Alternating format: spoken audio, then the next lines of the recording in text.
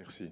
Merci de votre invitation. Donc ça fera bien le lien avec la présentation précédente, puisque pour éviter de faire une stomie, on peut aussi à l'extrême ne plus opérer, mais on verra que c'est pas pour tout le monde. Alors le rationnel pour la conservation d'organes, c'est le constat que la chirurgie rectale, c'est une chirurgie morbide. Vous voyez, entre 30 à 50% de morbidité, une mortalité qui peut être aussi présente, des taux de fistule entre 15 et 20%. C'est aussi un risque de stomie provisoire ou définitive, des séquelles digestives et sexuelles. Le deuxième constat, c'est que les traitements d'induction actuels permettent, ou on le souhaite en tout cas, d'augmenter le taux de réponse complète, qui vont pouvoir, en sélectionnant les bons répondeurs, aller vers progressivement ces tentatives de conservation d'organes.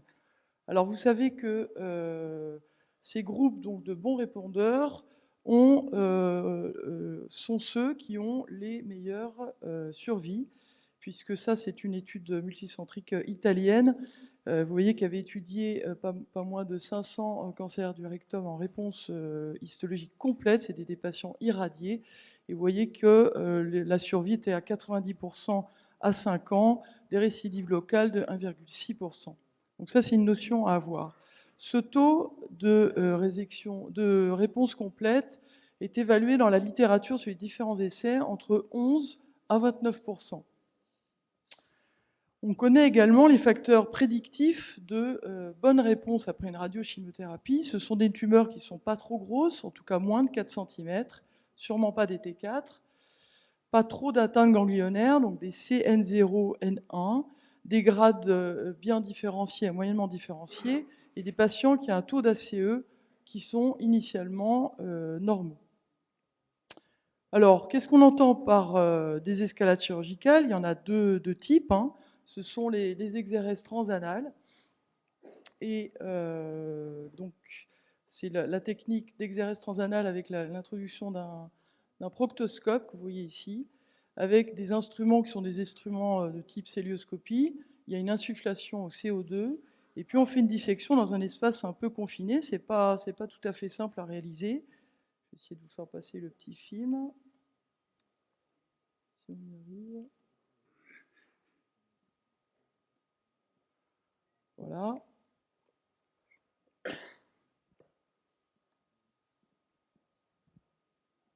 Vous voyez qu'on utilise une ultracision et qu'on peut réséquer le résidu qui aurait été objectivé, la cicatrice, en essayant de faire donc une exérèse panpariétale.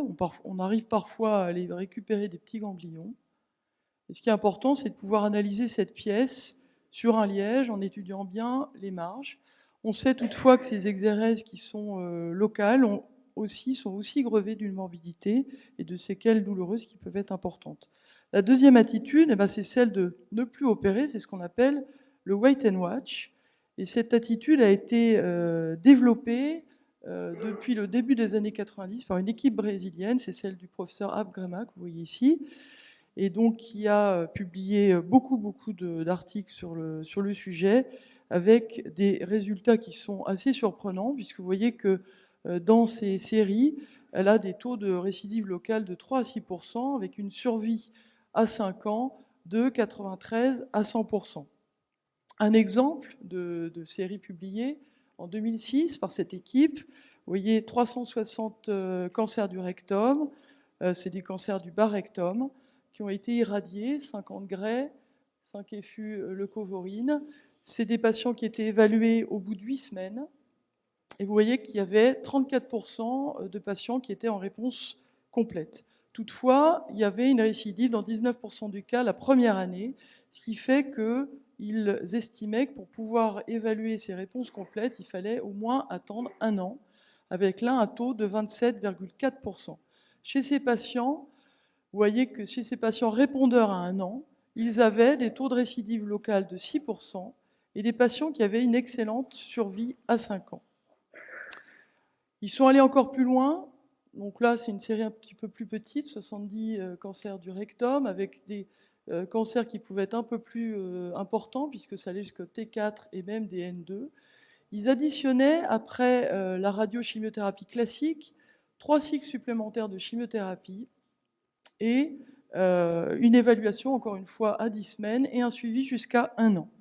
Ils ont montré qu'ils arrivaient à des taux de réponse complète à 57% à 1 an, avec des taux de récidive locale qui étaient évalués à 10% à plus d'1 an. Et donc, ils pouvaient aboutir à 50% des patients qui, in fine, n'étaient jamais opérés. Alors, la question centrale, c'est comment peut-on évaluer une réponse complète après radiochimiothérapie? Et c'est là toute la difficulté. Donc ça a été publié par le professeur Abgama. Il y avait plusieurs éléments que sont cliniques. On ne doit pas sentir de nodules résiduels. On ne doit pas avoir d'ulcération ou de cicatrice. Et si c'est le cas, il faut aller jusqu'à une exérèse par technique TEM et pas une biopsie qui ne seraient pas contributives.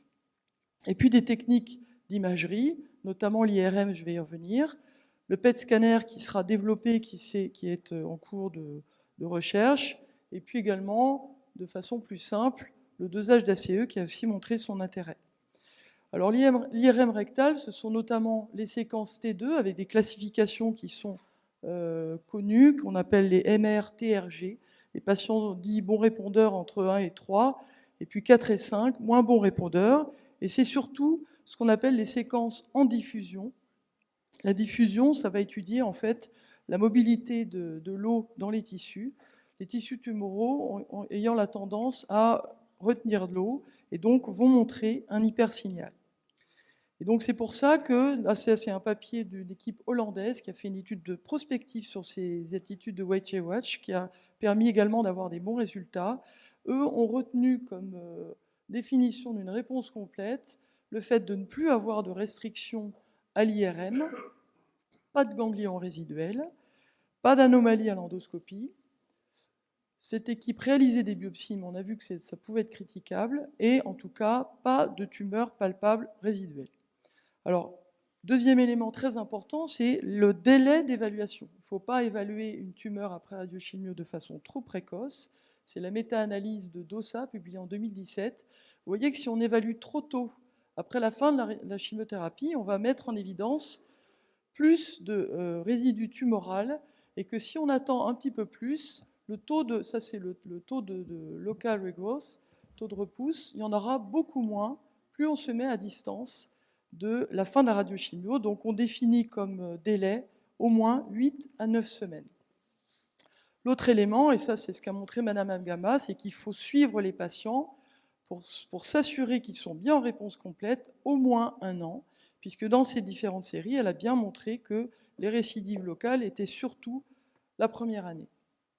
Alors, qu'en est-il des recommandations actuelles?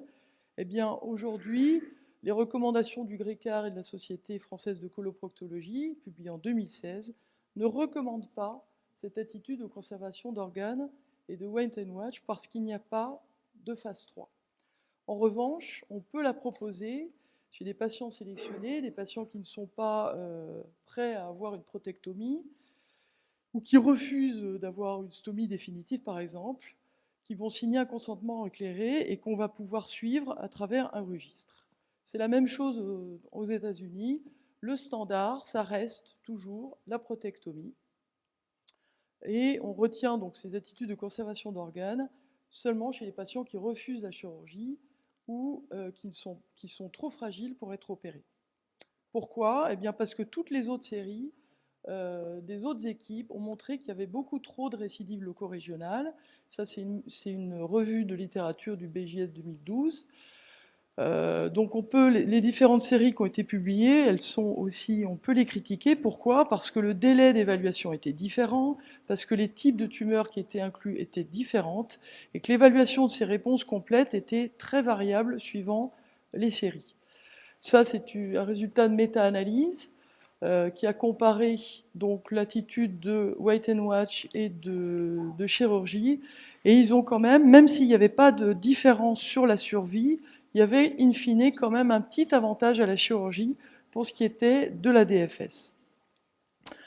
Alors, vous voyez que les sociétés savantes recommandent un registre, et effectivement, vous voyez que depuis 2014, il existe un registre international multicentrique. Actuellement, pas moins de près de 700 patients qui sont inclus, avec un suivi qui est pour le moment court, mais des taux de récidive qui sont évalués à 25%.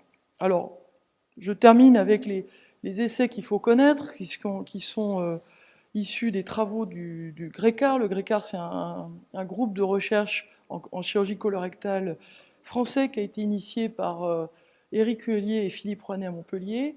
Donc l'objectif du GRECAR 2, c'était d'évaluer pour des tumeurs du bas rectum, qui étaient des petites tumeurs de type T2, T3, peu de ganglions au diagnostic initial, donc des tumeurs qui mesuraient moins de 4 cm et qui bénéficiaient d'une radiochimiothérapie classique type 4-50.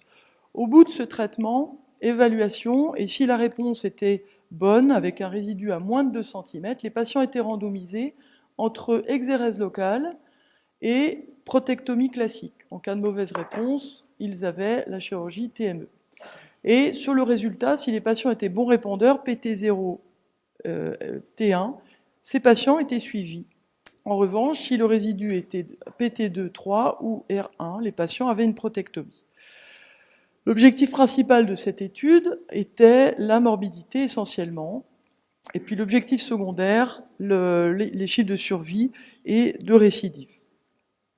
Vous voyez que 195 patients ont été randomisés sur 15 centres et qu'il y avait 148 patients qui étaient bons répondeurs avec une tumeur de moins de 2 cm, randomisés donc entre le groupe exérèse transanal et protectomie. Quels sont les résultats ? Vous voyez que le taux de bons répondeurs est important puisque c'est 60% des patients qui étaient YPT0, PT1, et que chez les patients qui avaient une protectomie, donc qui au départ avaient un petit T2, T3, seulement 8% avaient une atteinte ganglionnaire. Pour ce qui était de l'objectif principal, malheureusement, alors qu'on voulait désescalader et faire une exérèse locale, eh bien, ce résultat est négatif, puisqu'en faisant une exérèse locale, dans le groupe exérèse locale, ils avaient beaucoup plus de morbidité. La raison pour laquelle était qu'en fait, il y avait 35% de patients qui avaient une protectomie au décours de l'exérèse transanale, et on sait très bien que ça majore le risque de morbidité. Donc la conclusion de cette étude, ça a été, d'accord, on va aller vers ces désescalades, mais il faut mieux sélectionner les patients bons répondeurs qui pourront bénéficier de ces exérèses transanales.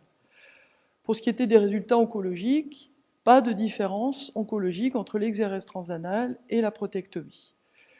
L'essai qui est actuellement en cours, c'est le GRECAR 12, où ils ont rajouté le FOLFIRINOX avant la radiochimiothérapie pour intensifier les patients qui vont aller vers ces bonnes réponses tumorales et qui pourront aller vers ces exérèses transanales.